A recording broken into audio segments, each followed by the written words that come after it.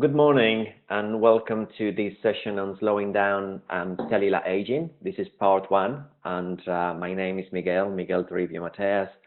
And today we're going to concentrate on the clinical applications of NADH as a signaling molecule, but also as an antioxidant molecule and an anti-aging molecule. So I'm going to be looking at different angles for which this molecule is applicable in nutritional therapy.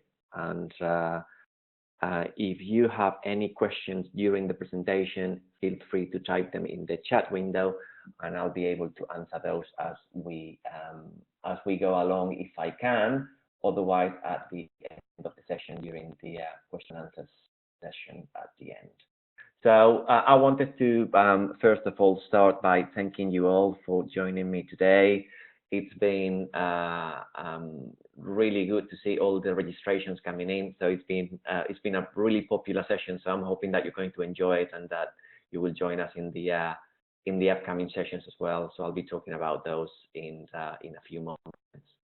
Just a little bit about me. I'm sure a lot of you know me already and you've seen me talk before in different events, but there's a little bit about me. I've been in the UK for a long time, so I'm kind of like, I like to think I'm half English already, although I'm very Spanish anyway. I've been here from '94. Background mainly in scientific publishing from the '90s, and that led me to study systems complexity as part of a job that I had dealing with that kind of thing. And that actually led me to study nutrition, as I thought that there was a lot of complexity in nutrition, and I thought that was interesting. I'm now completing a master's in clinical neuroscience. So anything about the brain, stress, autonomic dysregulation, and all that kind of thing is really interesting to me, particularly anything to do with addiction as well, and neurotransmitters in addiction and so on. I also studied with the American Academy of Anti-Aging Medicine, so that's why this session today has got a strong anti-aging angle. And many of you will know me from my role at BAND as well, and the bits and pieces that I do with the association. So enough about me anyway. Let's continue with the session. And so today's session's objectives are to define the role of NADH, both from its chemical and therapeutic angles. Also to look at it as a signaling molecule, which is vital in metabolic processes. We're going to explore those as well, and to see its role in slowing down aging or slowing down cellular aging. Going a little bit deeper or more granular than those overarching objectives, I'd like to have a look at NADH in key processes such as methylation, which I know is a very trendy thing at the moment. Everybody's talking about it. I'd like to also look at NADH's roles in sirtuin enzymes and how these are able to switch on and off certain genes, particularly genes to do with aging. And I'd like to look at its role in calorie restriction, or as a calorie restriction mimetic as well. So we'll have a look at that. And I've gone through a lot of papers for this session, and I'm going to be delving into some interesting papers that I'll be sharing with you at the end. So that's the kind of role. So what is NADH? So NADH is short for nicotinamide adenine dinucleotide. So it's basically two nucleotides together. They are present in all eukaryotic cells. So all big developed animals have got NADH. It is derived from vitamin B3 or nicotinamide.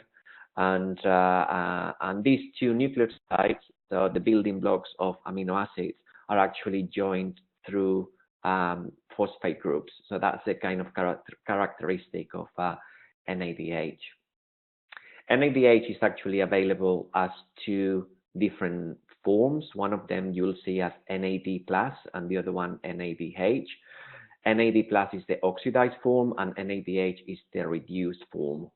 So you'll see those popping up in literature many times interchangeably, and many times it's actually difficult to work out how they may be different.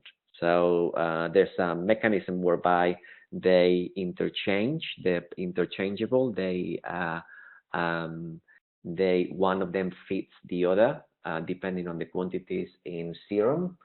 So it is down to their ability to oxidize or to reduce that they may differ in specific reactions. So the reactions in which NADH is involved have to do with donating electrons, and that is its specific ability. That is what makes it a very interesting molecule from a bioenergetic point of view, and that's why it's actually engaged in vital processes in the mitochondria. So as you see, I'm not going to be reading from the slides, so enjoy what you read as I'm going to be talking through them, and then I'm going to share them with you so you can complete the learning that way. So just a little bit about reducing agents and oxidizing agents. So we've got the reducing agent, that would be the NADH on the at the top. So it actually gives electrons to a molecule, and oxidizing agents actually gain electrons. So they take electrons away from a molecule. Just a basic revision in there. So what is best, NADH or NAD plus? NADH is going to be used mainly in mitochondrial complex 1, which is the first step in the creation of ATP, and we're going to explore that in a lot more detail in a second. As I said, they're actually interchangeable molecules. So according to the levels of one, then more of the other one will be produced, or and vice versa. So it depends on the actual concentration of electrons in the medium where they are present, that they will be interchangeable. So this also applies to other molecules like coenzyme Q10, which is probably going to be the focus of another webinar. So look out for dates coming up on coenzyme Q10. And because of the positive charge of the nitrogen atom in the formula of NADH, you will see that it can be depicted as NAD plus. So that's one of the reasons why you'll see it depicted as a slightly different name. So you'll see that also this molecule that I was just talking about, coenzyme Q10, has got similar properties in that they are symbiotic redox molecules. So they're involved in the cycle of antioxidant and oxidant reactions. They're actually present in the same area of the cell, which is the lipid bilayer. So, and this is important because according to their concentration in the lipid bilayer, then they're going to change into one another. So this is what I was saying before, that according to the levels of NADH, then more NAD plus will be produced, and vice versa. And this is the same thing with coenzyme Q10. This is very important because there's a lot of talk about ubiquinol being better or more effective than ubiquinone, which is the oxidized form. And as you can see from this paper, this comes from Nature Protocols, they're actually interchangeable molecules. So they're actually, they interconverse between the oxidized and the reduced form, and this applies both to NADH and ubiquinol. So sometimes we can actually get the impression that something is better because it's 10 times the price, and this applies to ubiquinol and ubiquinol supplements, but it may not be the case when you look at it at molecular level. So each molecule of NAD plus acquires 2 electrons, and each molecule of NADH actually gives 2 electrons. That's the basic formula in there. And for those who are into the big formulae, you've got the oxidized and reduced forms of the two molecules popping up on the screen now. So what does it do? Why are we talking about NADH? NADH, as I was saying to you before, is key in cellular respiration. So you've got a redox reaction going on at the mitochondria, where nutrients are being burned in the inner membrane and the matrix. And you've got a set of complexes in there called the electron transport chain, formed by 4 complexes, and then ATP synthase as complex 5. And you've also got a hole, let's say, that takes the nutrients from the outside of the mitochondria to the inside of the mitochondria, which is the malate aspartate shuttle. So those shuttles, those holes through the skin of the mitochondria, through the membrane of the mitochondria, are actually propelled, are actually enabled by NADH. So this is the reason why NADH is actually key to cellular respiration. NADH also works as a cofactor. So you've got incomplete enzymes that are actually inactive, or apoenzymes, and then you've got complete enzymes that are able to perform their job. And they do that because a cofactor or a coenzyme, like Coenzyme Q10, NADH is also similar in that it actually enables an enzyme to perform its job at its fullest, basically turning it into a hollow enzyme. NADH actually oxidizes, or NAD plus, I should say, in this case, oxidizes glucose and releases energy. Then NADH unloads the extra electron through oxidative phosphorylation to generate ATP. So this is the last step. This is the ATP synthase step at the end of the electron transport chain. So NADH is involved in complex 1 particularly, and then is also involved at the end of the process in ATP synthase. And you've got the transport chain in here. So if I go through transport 1, complex 1, rather, you've got NADH popping up in there, NADH turning into the oxidized form NAD+. Then we get it again at the end of the process in complex 5, which is also called ATP synthase. And we also get it in the Krebs cycle in any dehydrogenase processes. So any processes that actually remove hydrogen from the organic acids require NAD+ and NADH. And you see that in this case is the reverse reaction. So we've got the oxidized form turning into the reduced form. And we get it from citrate to ketoglucarate. And we have it from ketoglucarate to succinate, and from succinate to fumarate, and from malate again into complex 1 and into ATP. So it's prevalent all through the Krebs cycle. So again, when you hear about NADH as a molecule that allows more energy to be produced, you now have an idea why, because it removes blockages from one step to the other in the Krebs cycle. It enables conversions. It enables enzymes to turn one organic acid into the next. And at electron transport chain level, it enables complex 1 to perform all the way to complex 5 on an ATP production. So I'm just going to introduce the concept of the Geicometer. So the Geicometer is my way of defining articles from 1 to 5. 1 is absolutely non-geek, so anybody can read the article and make sense of it. And number 5 is basically an article that only a master in the subject will be able to understand. This only the uber geeks will be able to understand. So I'm just going to pop the first article on the screen for you, and all of these articles that I'm sharing with you, I'm sharing with you in full text as well as part of the package of today. So I'll send you a link later where you can download them and read the full text of the article. But this is a paper basically on how NADH is involved in the in mitochondrial function and the electron transport chain.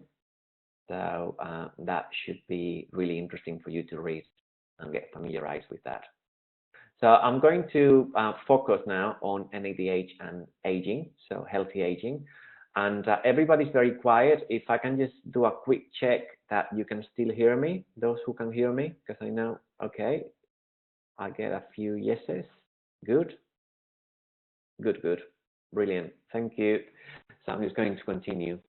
So basically, NADH and complex 1 are the basic substrate for ATP. You know that we need ATP as the substrate for energy. So that's going to be the very, very basic of why we need NADH as we age, as ATP actually reduces with age. So that's very important. NADH also enhances metabolic efficiency. So I'm actually going to repeat this slide a couple of times during the presentation because of how important it is. And I'm going to focus on the effects of caloric restriction as well and mitochondrial efficiency, which you can see. I'm sharing the paper with you in full text as well, so you can read it. But caloric restriction has been proven to have the most beneficial effects on aging compared to any other intervention. And it's something that you can do for free. It's something that you can do in a controlled way. So it doesn't need to mean that you're starving yourself of any nutrients. You can do it in a very controlled, very sane, very easy to achieve way. And it enhances mitochondrial efficiency because you're actually restricting the fuel to the mitochondria. Mitochondria are going to generate free radicals by necessity because you need to break down the nutrients by beta oxidation, by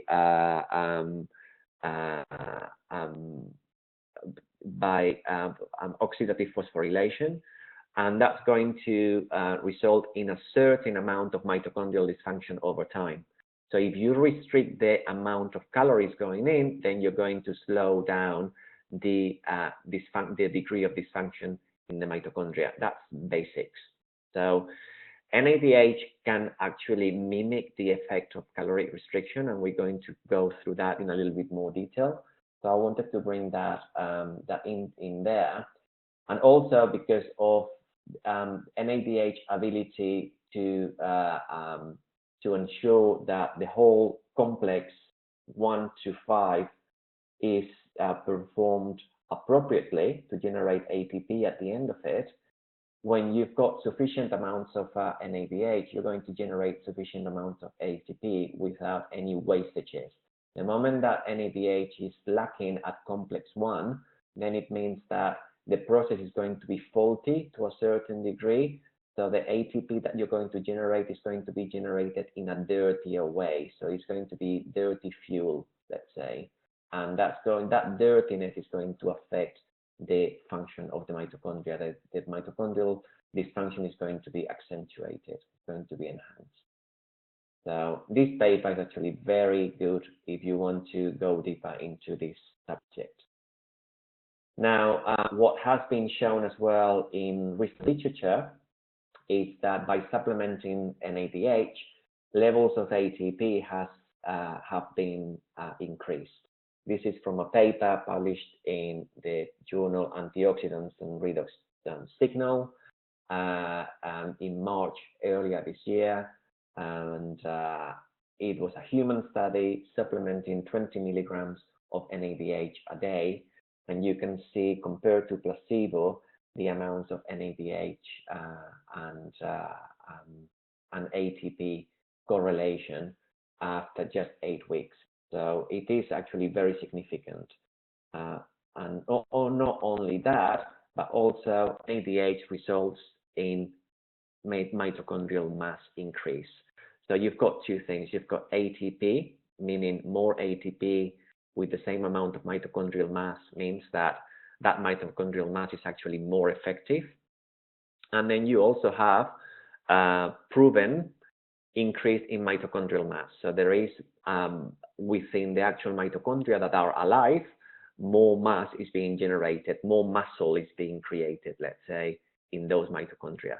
And that is measured by means of a marker called citrate synthase in mitochondrial mass.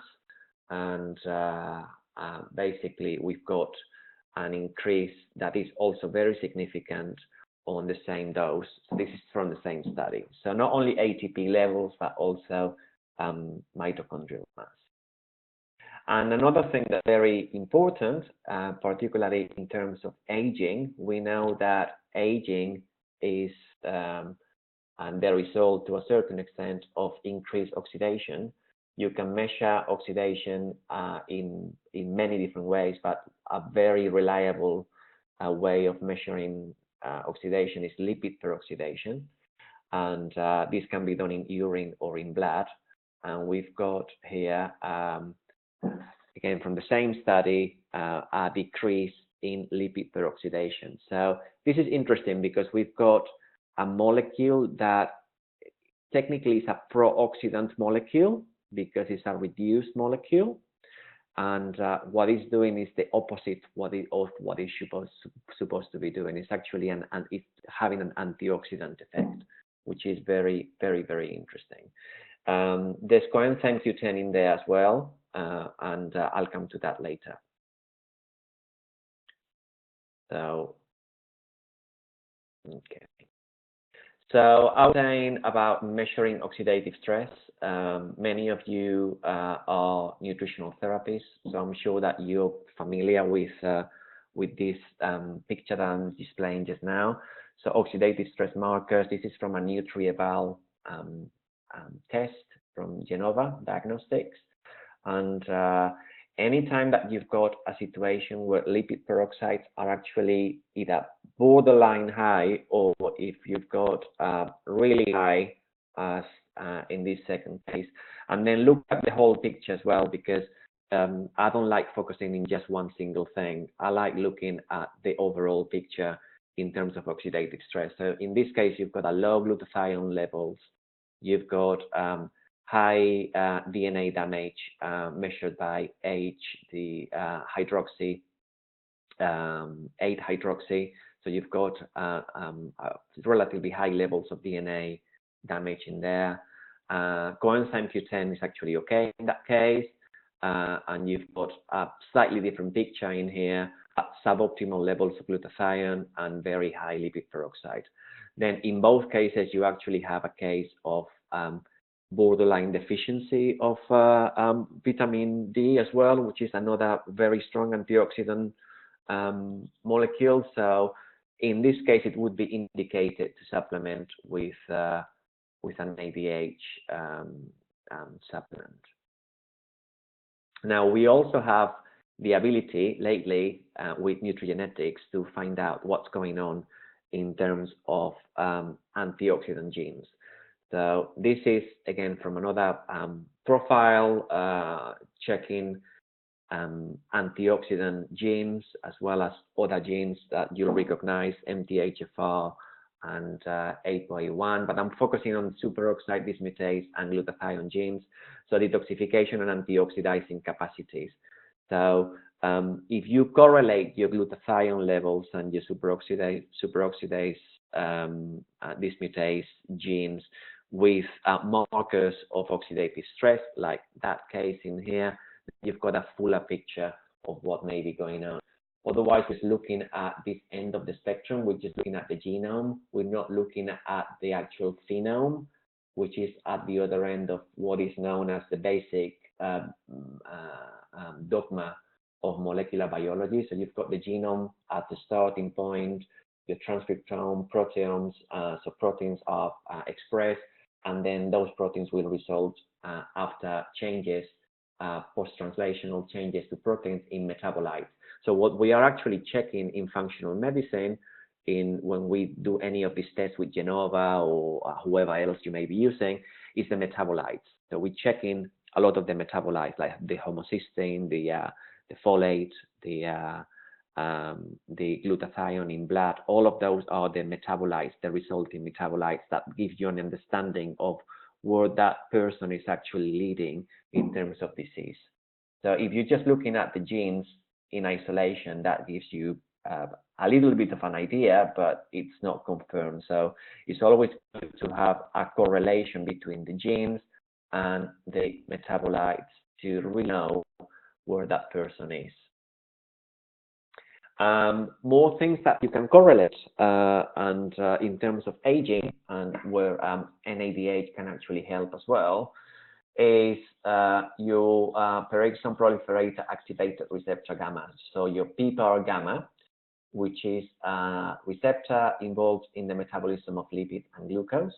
Depending on the genotype that you may have, you may be more prone to increases in BMI, particularly around the middle, and in dysglycemia. So basically, you're more likely to not be able to metabolize glucose properly, and you're more likely to accumulate fat around the middle as a result.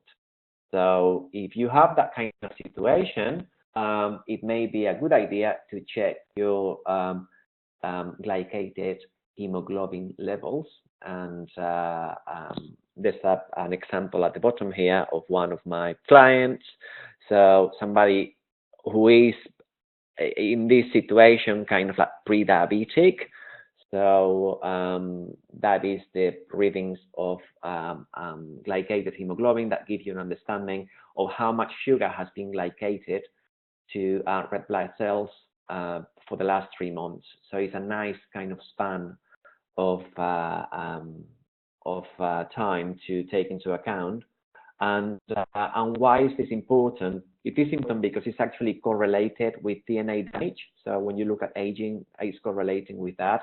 It's also correlated with superoxide dismutase and glutathione levels as well. So if you have a situation, again, I'm just going to go back to that previous slide. I'll jump up and down a little bit. You've got a situation that your client may have not ideal antioxidizing capacity. So you've got your genotype as for superoxide dismutase not being ideal. And then of the 2 glutathione genes, you're actually missing one. So one of them is deleted. That gives you a very, very average kind of antioxidant capacity, taking into account that aging can be influenced by how oxidative you are. Then if you've got that kind of picture, you may be wanting to put some nice antioxidants in there. Now,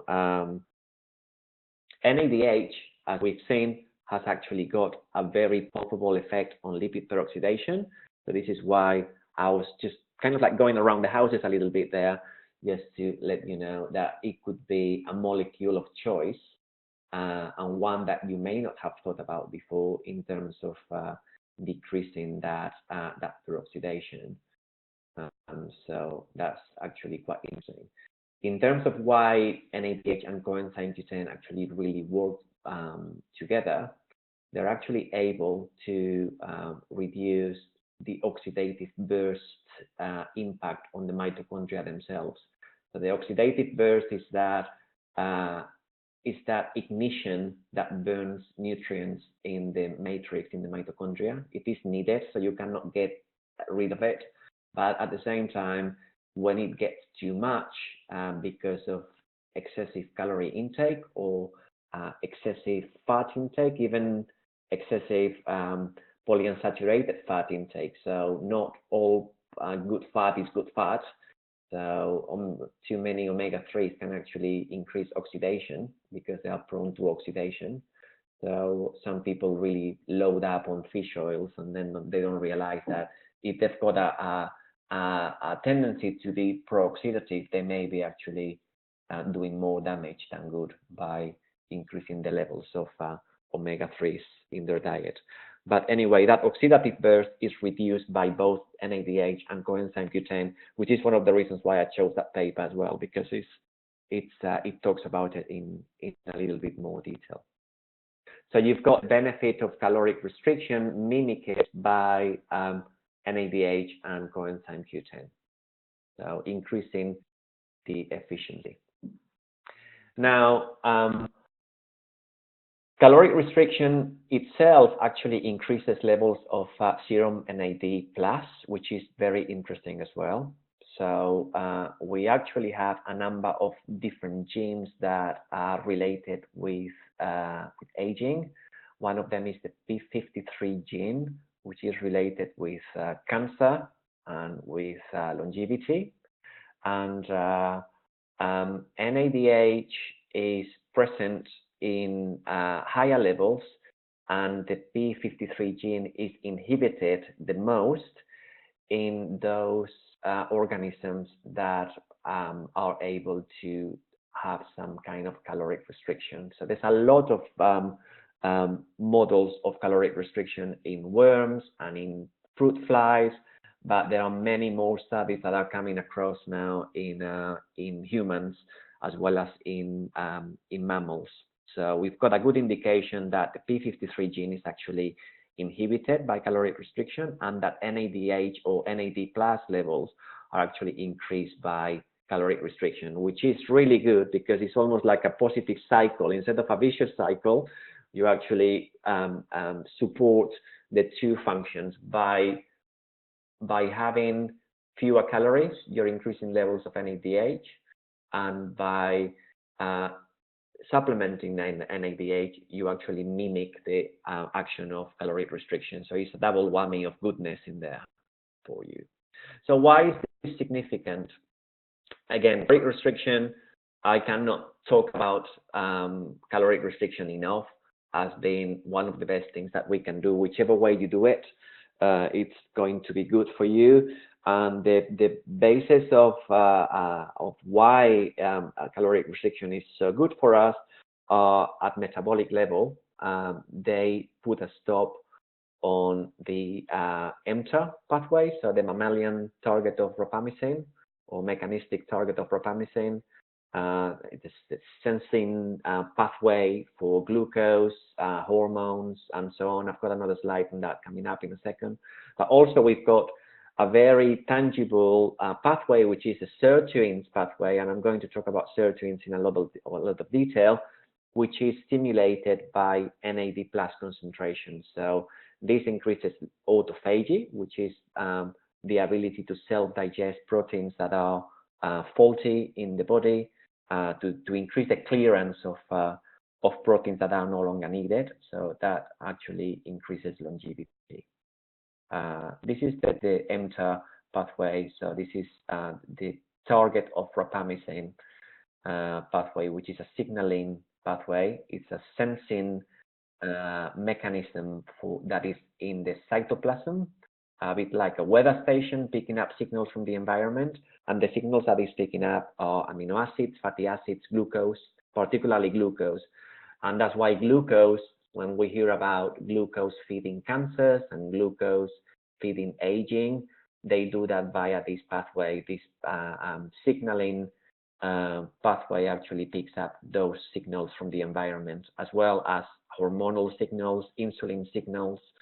The more the mTOR pathway is enhanced, the more sensitivity it has, the more we're advancing towards the diseases of aging.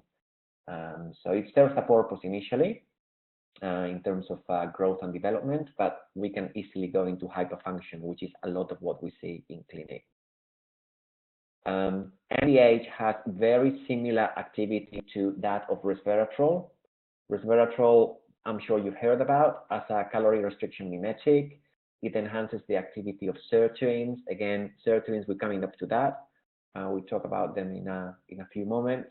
But sirtuins do two things.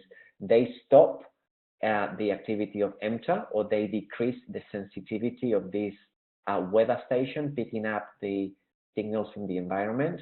As you can see, it does the same thing as caloric restriction. So caloric restriction mimics the activity of resveratrol, and resveratrol mimics the activity of caloric restriction. NADH does the same thing.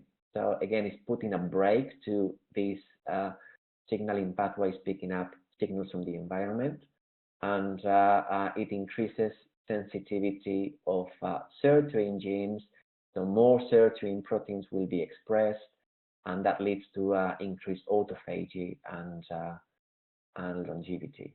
So that's very cool that we can do that with NADH as a molecule.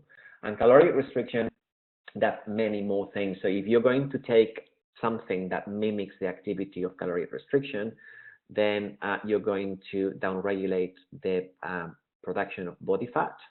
In fact, not only that, if you look at that from a finer angle, you upregulate the production of brown fat, which burns calories, and you downregulate the production of white fat. So white fat is a bit like potatoes and starch. You use it to store calories. So it's a storage mechanism like grains or potatoes. So we've got our own potatoes growing in our belly when we have that white fat. And brown fat is part of the endocrine system and the neuroendocrine system, actually. And it enhances the burning of calories. So you're going to do that. You're going to decrease the amount of reactive oxygen species. You're going to downregulate the aging genes like the P53 and P16, and you're going to increase the longevity and the healthy aging genes like the FOXO gene and the sirtuin genes.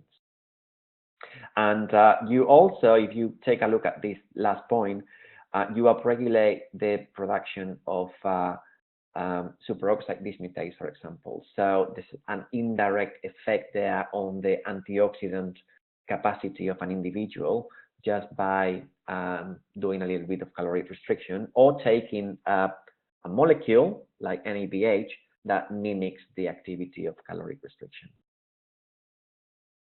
So I've chosen this paper. Again, I'm not going to go into it in a lot of detail, but you'll see some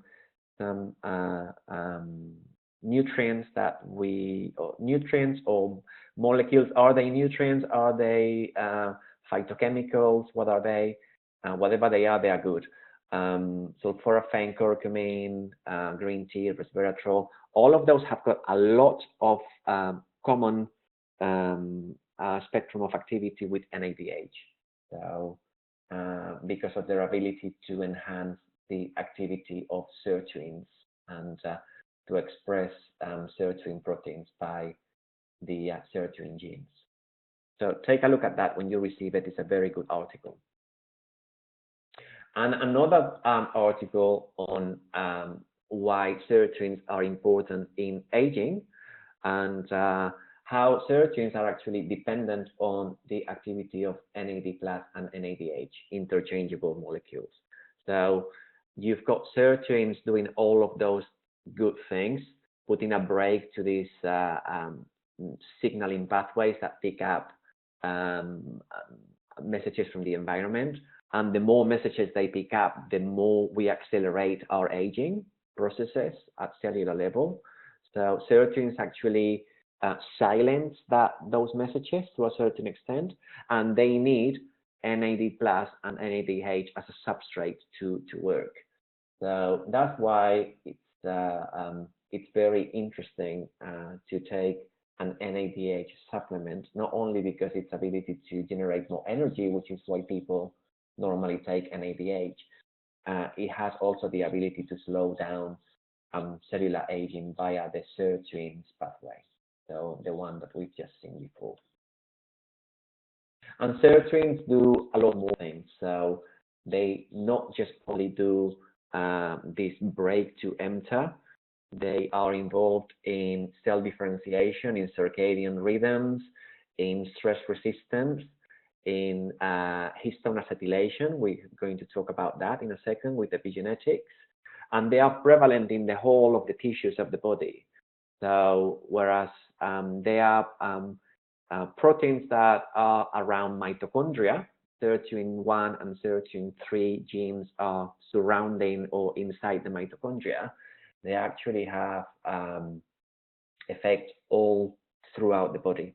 So very interesting in the brain as well. So it increases the resistance to neurodegeneration. So again, another of the things that we are very scared of when we think of aging is neurodegeneration and things like Parkinson's and Alzheimer's and so on.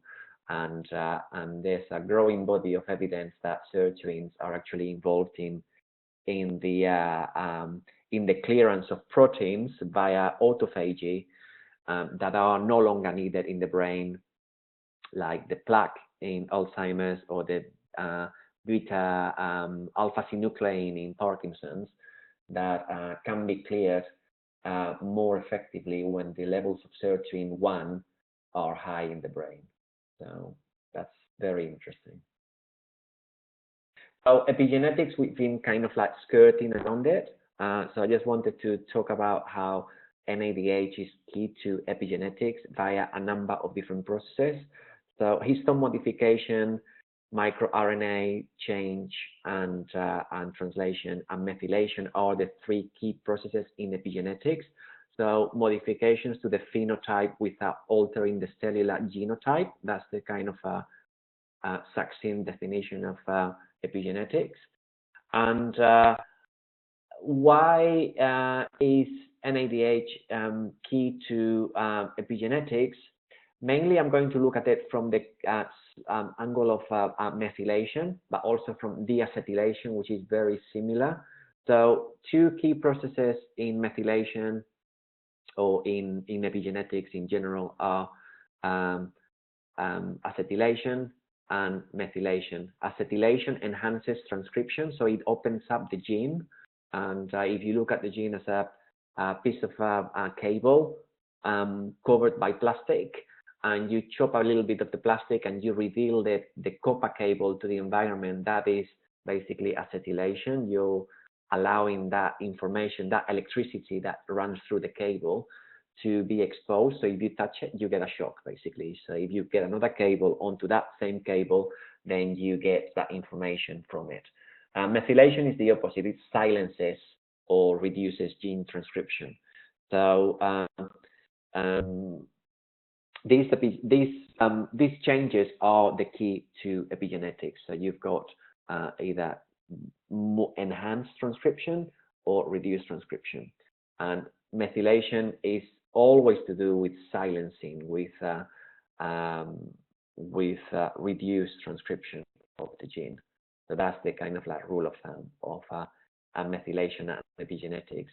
You see this a lot with experiments like the really fat and yellow mouse that's given methyl donors like folate and B6 and so on, and then the next generation of mice are actually thin and brown. So they basically methylate the DNA in a way that it silences that gene. So that's a very palpable kind of way of looking at methylation. Methylation also ensures that there's no faulty copies made of proteins. So it's almost like copying a CD, and actually every time you copy it, there's a track that doesn't quite sound the same. So you end up with a CD that is not the same CD at all. So this is the genetic transcription process, and methylation is key to ensure that ensuring that it takes place in exactly the right way. And it does that by ensuring that these units called histones are actually methylated. Again, they are either more tightly compressed or they are more open to the environment, which is another of the key processes in epigenetics. So when the histones are actually open to the environment, where the DNA that wraps around the histones is actually more open, then transcription is possible. So there's more gene expression. And when they are more tightly packed, then transcription is actually impeded. And we tend to talk about this as genes being switched on and being switched off. Now, acetylated histones are open, and deacetylated histones are closed. So that is synonym with methylated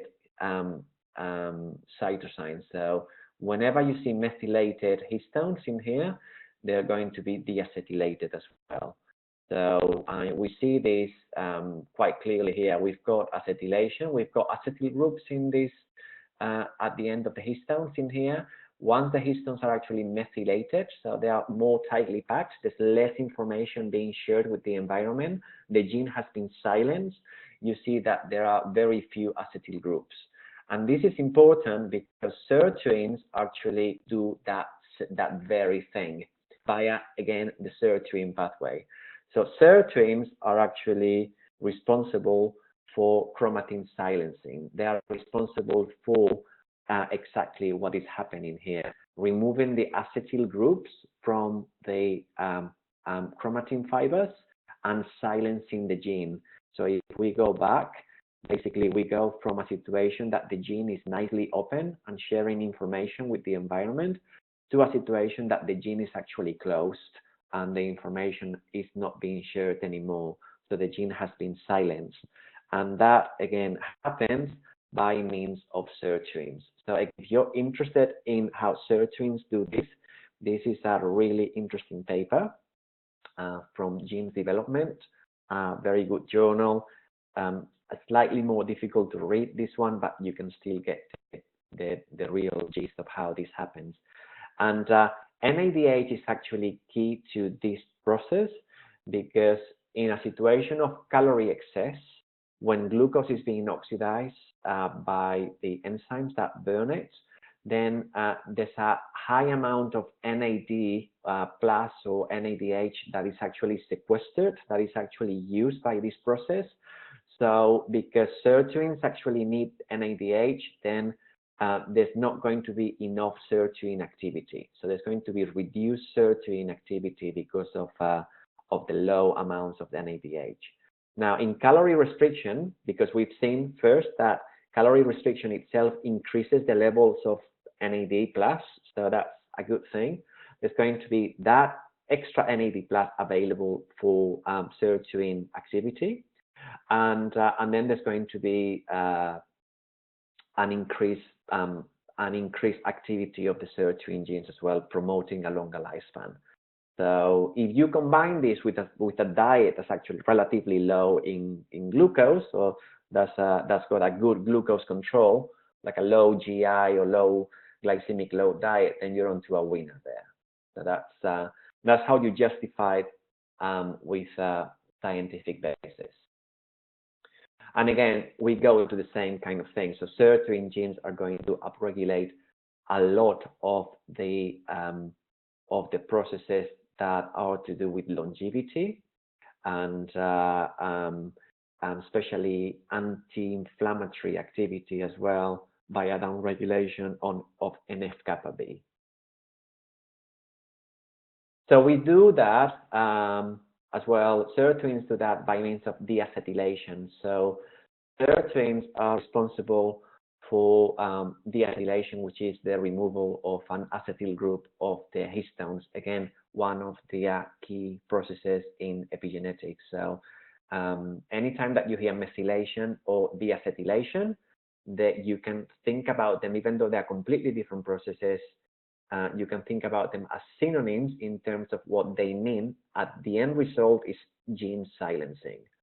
So when you think about the nasty genes related to aging, neurodegeneration, and inflammatory genes, they are going to be downregulated. They're going to be silenced. So that's why we like NADH in that sense. Okay, so I'm going to switch subjects slightly now in terms of covering the other part of the presentation I wanted to tackle, which is the role of NADH in the metabolism of folic acid. And again, folic acid in the context of methylation has become very trendy in at least in the nutritional therapy and functional medicine circles. So I just wanted to have a look at a slightly different angle on how NADH actually plays a very important role there. So you'll hear a lot about methylation. I'm not going to give you a Ben Lee, although we're going to have a look at the Folate pathway in a second. But what I wanted to look at is something a lot more practical. So, for example, a question, you'll hear a lot about methylation and not being able to methylate, and you'll hear a lot about the MTHFR gene and SNPs of that gene and how to deal with those. You'll also hear a lot about I haven't got high folate levels, but I eat a lot of kale, or I have a lot of green smoothies, and why don't I have these high levels of folate that I should be having? Well, I wanted to tackle this as part of today's presentation because I think I've seen it many times in clinic, and I think it's actually very relevant. So the reason why some people can drink green juices and green smoothies and have 2 pounds of kale every day and not have high folate levels or high B12 levels is not just to do with the MTHFR polymorphisms that they may have. Is to do with the higher end of the folate pathway, which we're going to have a look at, which if you look at this, the MTHFR variations are actually right at the bottom of that pathway. So we've got 3 or 4 steps that can be faulty, let's say, and that are not so much discussed because we're just focusing in that specific area of the pathway, which is not very good when you think that you're actually focusing on a tiny, tiny little bit of the pathway in there, like a ladder, and missing the whole of the ladder. Basically, 90% of the ladder is actually being missed. So I don't think that's very accurate, the way that we are doing it. But then again, it's the way that it's become. So we've got this kind of folic acid pathway. This is actually available from my website. So if you go on the blog that's to do with folic acid and folate, it's actually called Folic Acid Is Not Folate. You are able to download this the same infographic that you've got in front of you right now. So what I wanted to focus on is how you go from dietary folate or from folic acid supplements, which is the synthetic form, to methylated folate, which is at the bottom of the pathway, and we need that bioavailable folate in terms of brain function, cognition, immunity, blood formation, cell division. The whole of the folate that we need is methylated folate, basically. So if you have got remnants of what could have been methylated folate but didn't quite make it, then you're going to end up with this nasty thing, which is called unmetabolized folic acid, which we're going to see in a moment is not good news. So, and the pathway can be blocked at several steps and not just at the MTHFR step. So I'm just going to go through a few of these genes, and I've actually used myself as an example, and I've used 23andMe as an example as well. So if anybody is wondering where I got the data from, that's where I got it from. So I used my 23andMe data, raw data, and I put it through LiveWello, which is, I've been experimenting with different platforms for genetic analysis for the last 3 years. And this is the one that I like the most. So it costs you about $20 per profile, but then you can have unlimited profiles that you can compare. So you can have 2 people in the same family and compare the reports, and you can do so many things. It's unreal, and it's in my experience, is the most accurate that I have encountered yet. So that's the one that I'm using for examples. So we're going to travel down the pathway, one enzyme at a time, and discuss how NADH is actually involved in those processes. So in a nutshell, all of the enzymes that we have in the process are actually reductases. So if you look at the names, reductase, all of them are actually reductases. Now, what it means is that they actually need reducing substrate to work. We're talking about enzymes. You remember that enzymes actually need a cofactor to work, and the cofactor needs to be like a lock and key, kind of fitted inside the enzyme for the enzyme to be a hollow enzyme, to actually be a full working enzyme. So it's not coincidence that NADH is actually a reducing a reducing substrate for the enzyme to work, and that's why these enzymes are actually based on NADH or a substrate that is almost equal to NADH that I'm going to be introducing you to in a second. So first of all, we've got this DHFR, which is the dihydrofolate reductase. It converts dihydrofolate, which is the dietary folate that you get from kale and spinach and so on, into tetrahydrofolate, and you have a process for that. You can have different risks, alleles, and this is why I like the live wello analysis system as well, because it gives you a representation as well as the kind of conditions that are associated with that allele configuration that you may have.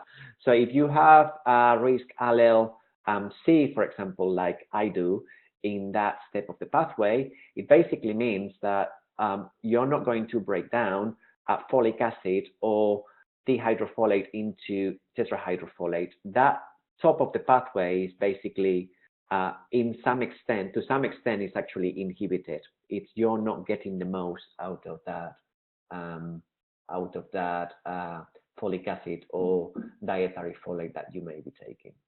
So that's the one step. Then you also have the HFR. In fact, this is just to let you know that there are different SNP locations in different systems. So not just go with one SNP, which is what many people are doing. So always be cautious of these profiles that just give you the one SNP, because the one SNP is basically a polymorphism in one location of that gene. So look out for more and make your own mind up. But then we've got the next step of the pathway. So we've got the C1-THF. It's got another name. We're going to see it in a second. And that actually is involved in the metabolism of dihydrofolate to tetrahydrofolate, to then 10-formyl tetrahydrofolate and 5,10-methylene tetrahydrofolate. So 3 steps are actually dependent on that single enzyme, which is also called MTHFR1. So again, that is actually checked in many countries if you have had a miscarriage, just to ensure that it doesn't happen again. It's got different risk alleles. T seems to be the most significant, again, related to many different conditions. You can actually check things. There's many resources online where you can check these SNPs and these genes and find out more about what they entail. I actually really like Malacart's, which is available from the Weizmann Institute of Science, and it gives you a very good representation of how the genes are connected to different conditions. But again, if you have got a risk allele in this enzyme, basically it means that you're not going to be able to metabolize some of the substrate at the top of the pathway, and you need another molecule called NADPH, which is related to NADH, as a cofactor for this enzyme to work at full capacity. So you're going to be missing out if you haven't got enough of this NADPH. And NADPH is let's say, it's a casein molecule to NADH. So same family. It's called nicotinamide adenine dinucleotide phosphate. So it's got a phosphate group in there. It's again interchangeable via a complex enzymatic process that involves some of the names that we are used to seeing in organic acid testing, like malate and pyruvate and so on. But basically, they interchange according to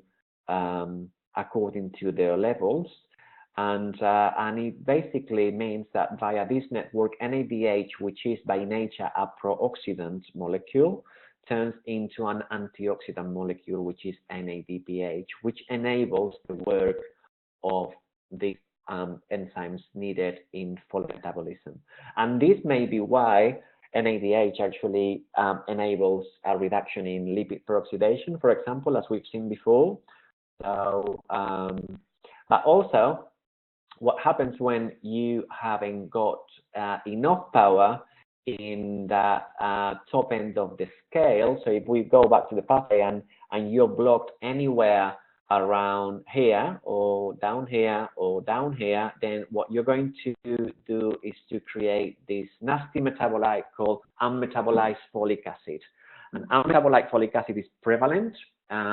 It's basically in practically everybody's blood, as we can read in that paper that I'm just displaying now. In fact, detected. This paper that's just been published by the American Society of Nutrition says that most U.S. children, adolescents, and adults, if you analyze any blood sample, they have got UMFA or unmetabolized folic acid. And what is wrong with this? What is wrong with this is that it actually blocks the absorption of the proper folic acid. So if you have got a situation when your enzymes at any point of the pathway may not be working at full level, and then you block that pathway even more, then you're going to end up much worse. So it does this by a number of different mechanisms, but the most significant one, which is a very new mechanism, it's only been discovered in the last few years, is that it does that by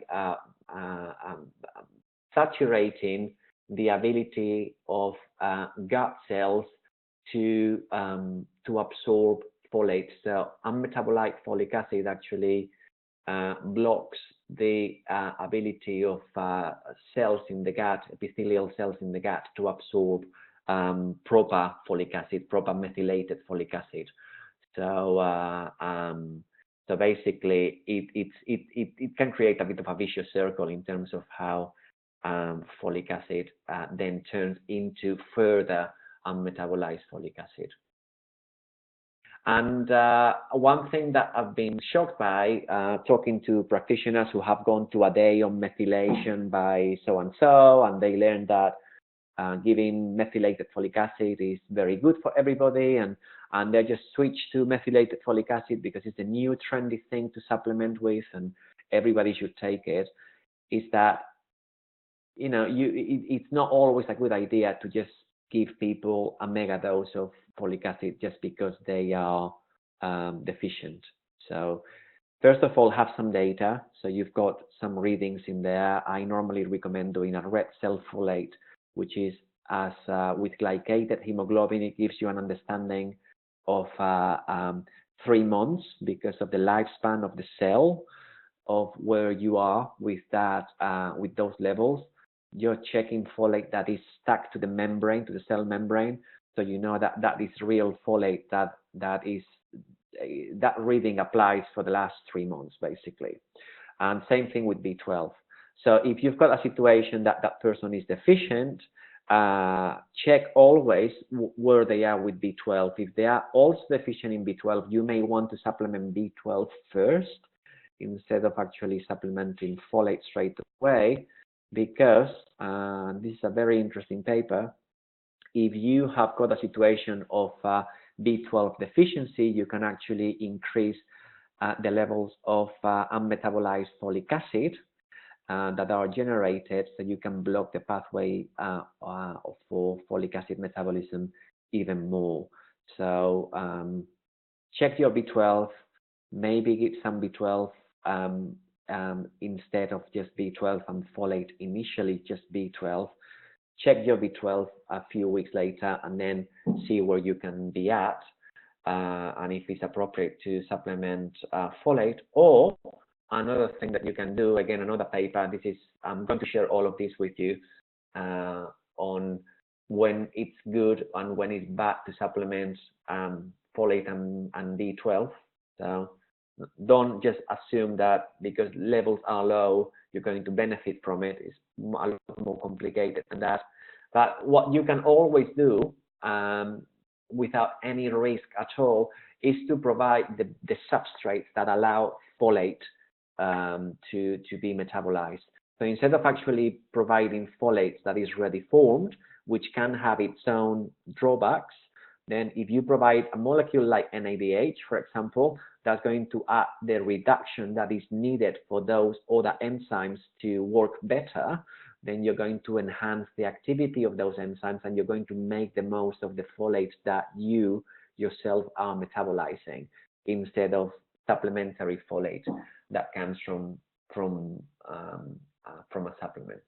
So that's always going to be an option, not obvious to everybody, but hopefully after today you will be able to start using NADH as an alternative to immediately giving folate. And again, some of the things that people say when they supplement with NADH is that they notice more energy. Is it because of the NADH itself, or is it because of the things that NADH are actually enabling, because of the reactions that NADH is enabling? One of them being better folate metabolism. Again, NADH is also correlated with glutathione production. So if you have a situation where that person is like going back to a situation that you know about genes, and you know that somebody's got not an ideal configuration for glutathione production, then you may be doing them a favor by giving them an NADH supplement, because you're actually allowing for more glutathione to be produced by the glutathione genes. So you've got that that as an added advantage as well. And if we have a look at the MTHFR enzyme, so we've got the MTHFR genetic variations that everybody talks about, the C6670 and A1298, and and people with chronic fatigue or extreme tiredness and all the rest of it. And I see a tendency to treat the variation, to treat the SNP, which I think is wrong. I've got a pretty nasty configuration in my MTHFR, and I'm not very chronic fatiguey at all. So I think you need to treat the whole person and not just what the test may be saying. So take things with a pinch of salt, and always have as much data as you can at a genetic level, but also at metabolite level, before you make any extreme decision of giving anybody any mega dosages. So you've got those enzymes. Always remember that, again, MTHFR is a reductase, so it's going to benefit from a reducing agent like the NADH for its metabolism. Then you're going to put something that in there that enables the activity of the enzyme, that diminishes the risk of the conditions associated with the polymorphism. But remember that not everybody who's got that polymorphism is going to end up with all of those things in there, or even just one of them. So it's not always guaranteed. And there's another one that is less known. Some profiles don't include it, many do, which is the A1298C, another SNP in that same gene, another location. And again, it's another is part of the same reductase, so it's going to benefit from a reducing agent. Always take the two into account as well. So this is from a Genova interpretation guide, and I always use this as my Bible when I'm trying to work out what's going on with the person, because it gives you in perspective with those two genes how reduced their enzyme activity it is, combining the polymorphisms in one and the other one. So we're right at the end of the ladder. Is there any more that you can do in terms of like methylation? There's lots more, and there's lots that you're going to benefit from doing in terms of giving somebody a little bit of methylated folate, or enabling the production of folate by giving them NADH. Whichever way you do it, then you're going to decrease levels of homocysteine, decrease blood pressure, you're going to decrease inflammation, and increase membrane fluidity. I'm going to be talking about serine in another webinar, Sharing is actually part of a formula that with NADH that I'm going to share with you in a second, that increases membrane fluidity as well. So that's a really good combination. If you're concerned about membrane fluidity, you're reducing reactive oxygen species by supplementing folate. So that's especially in somebody who's got a reduced antioxidant capability. Homocysteine leads to cerebrovascular permeability. So you're reducing cerebrovascular permeability by increasing the activity of folate metabolism enzymes. So another reason to supplement NADH, and you're decreasing neurodegeneration. And again, we look briefly at neurodegeneration and sirtuins and how they are related. So by increasing or optimizing folate metabolism and increasing the activity of sirtuins, they are actually down-regulating neurodegeneration, which is really good. And many more, I could share many more papers with you on how optimizing your folate metabolism is going to provide you with better chances of aging much better, including UV protection. And the classical one is conception and pregnancy as well in folates. So if you go to my blog, so Miguel Mateas blog, and then find the folate is not folic acid post, and you can have that infographic in there. So remember not to supplement based on a SNP, and always treat the whole person. That is one thing that I always have very, very clear in my mind. And I'm hoping that I've covered the objectives of the session today. And the learning objectives as well, which were looking at the role of NADH in methylation, in the work of sirtuins, as well as a calorie restriction mimetic. So I wanted to thank the sponsor of the webinar today, Vitae International. You'll know Vitae from Reconnect. Although they have many more products, they have entered the UK with Reconnect, which is a fantastic source of NADH, providing 10 milligrams of NADH by 2 tablets, which is the daily dose. It's a stable source of NADH because NADH is very difficult to stabilize, and that's why it comes in a tablet that is prepared at pharmaceutical grade. To ensure that the activity of the NADH is actually conserved as much as possible. It is now available from the natural dispensary. It's a new product in the UK. So, and in fact, the data on human studies that has been gathered so far, it's incredibly promising, very, very good. So I hope that you can try it. And I've got some questions.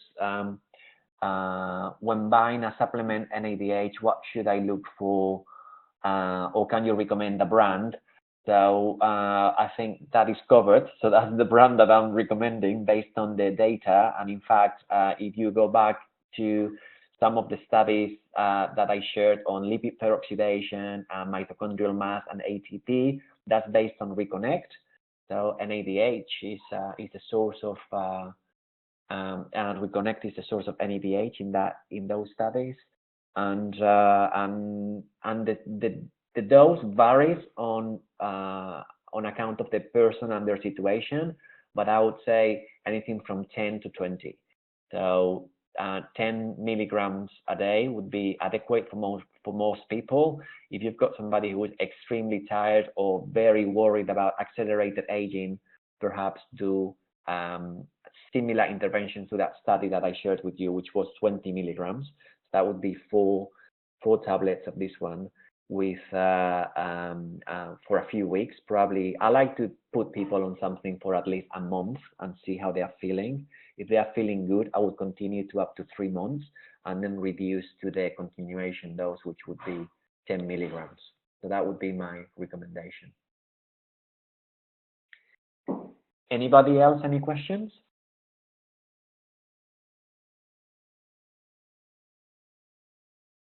You're welcome.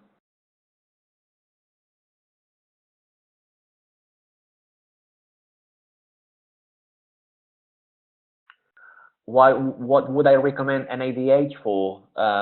Anybody after 30 can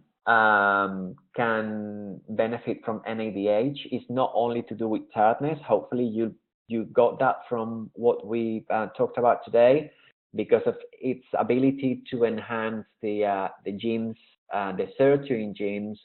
It's got a direct effect on sirtuin expression. So basically, clearer mind. So cognition is going to be enhanced. Aside from the energy, slowing down the aging process by optimizing mitochondrial activity, so minimizing the amount of free radicals that are generated in the mitochondria and the damage that exerts to the mitochondria. So with NADH, I'm sure that somebody who is worried about aging can have a palpable effect after a few months. And there's another question about a supplement to increase membrane fluidity. So I've actually split the components of Reconnect in different sessions. So serine is also in Reconnect. Serine is a phospholipid amino acid, and it has a tangible effect on membrane fluidity. So that would be also in Reconnect. So you wouldn't give, you wouldn't need to give another supplement. It would be all together in Reconnect. And there's another question about patients in recovery from cancer, and whether it's safe to take NADH and comparing to folate and B12 to increase energy levels. Now, because of the science that I shared with you in terms of the chances of folate in individuals who are low in B12 to create and metabolize folic acid, then I would be tempted to put somebody on just a mild dose of NADH to further enable those enzymes in the folate metabolism pathway, as opposed to give them a folate supplement. I would probably check levels anyway and give them B12 as the first point of call.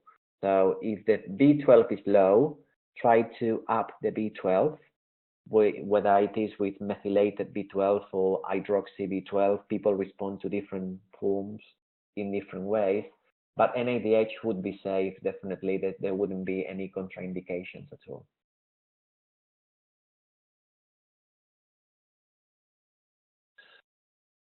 And there's a question about how we know that NADH contributes to methylation of bad genes as opposed to good genes. It's just based on the science that is available. So it tends to be that sirtuins exert deacetylating effect on histones, on the genes that are involved in cancer and neurodegeneration and so on. So, so they tend to have a selective effect, let's say, on the bad genes, let's say, as opposed to on the good genes.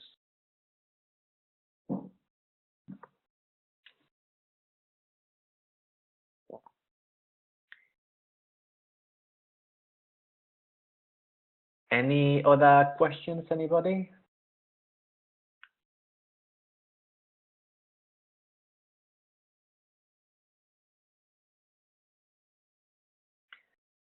Okay, well, that's great. Thank you so much for okay, just another question. What is the link with pregnancy? Okay, so the link with pregnancy is via the folate metabolism. So folate and pregnancy, if you want to minimize neural tube defects and spina bifida, then you need to have good levels of folate, methylated folate, ideally in preconception, as well as during the first three months. Okay, so why miscarriages? So basically, if you have lower levels of serum folate and active red blood cell folate during the first 3 months, you have an increased risk of miscarriages. So does that answer your question about miscarriages? Okay, you're very welcome. So if you have any questions at all, feel free to contact me. I know many of you are friends on Facebook or on LinkedIn or Twitter, whichever way. I'm just Miguel Mateas everywhere. So Facebook, Twitter, Instagram, everywhere, just Miguel Mateas, and keep in touch. And I'll be sharing with you later today a link to the video. So I need to convert that into a YouTube that you can watch, but I'm going to put it under a password. So I'll share the password with you. It'll be on my website, and then I'm going to share with you the papers that I quoted as well. So you've got a little library of papers as well to supplement your learning today. And as I said, any questions that you have at all, feel free to contact me anytime. And I'll be sharing dates for the next webinar very soon. So thanks again for your time, and enjoy the rest of the day. Take care. Bye-bye.